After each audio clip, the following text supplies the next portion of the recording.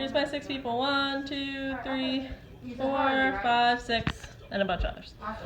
Alright, who wants to hold it? Alright, so for my how-to speech, I chose to do blood pressure and how to take an actual blood pressure. A blood pressure is important in vitals. When you go to the doctor's office, they take your heart rate, your blood pressure, your height, your weight, your temperature, and other things. The blood pressure can take and tell you a lot about what's going on in your body. It tells you if you're retaining fluid or if you're not, if you're just expelling all your fluid, if your heart's pumping well enough, or if it's not. If you're holding too much fluid, then your blood pressure will be high. If you're not, then your blood pressure will be low. And vice versa. If your blood pressure is too high, it could also lead to more problems later in life. Like you could have a stroke or something of that matter, and it's not safe. So if you go to the doctor's office and your blood pressure ends up being too high, then you should keep up with it and take your blood pressure regularly so then you can make sure that it goes back down to normal. So for how to actually take your blood pressure, you use a stethoscope, so you can put it around your ears, or you can palpate it so you can feel the wrist and when the blood is flowing. And then you use a blood pressure cuff. This is a little large, but it's also called a sphygmomanometer. Try spelling that 5 times. And so this measures in millimeters per mercury. And what you do is, so let's volunteer. Annie.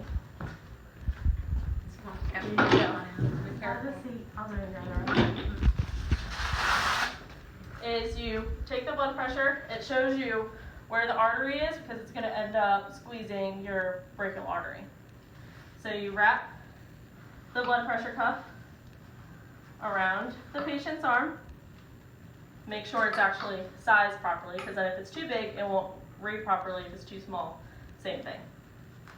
So there's going to be a bulb with a lever on it, so then you can tighten it and then loosen it because you don't want to put it too tight because it can actually hurt your arteries.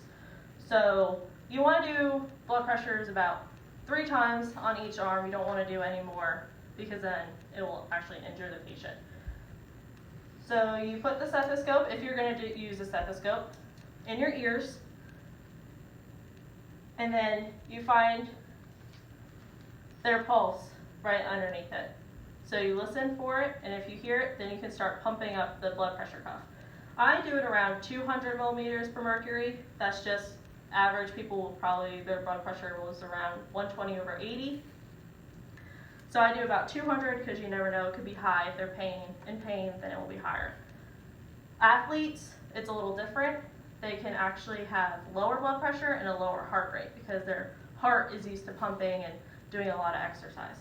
Or if you want to palpate a blood pressure, you put, like you're going to take a pulse, and then you just wait.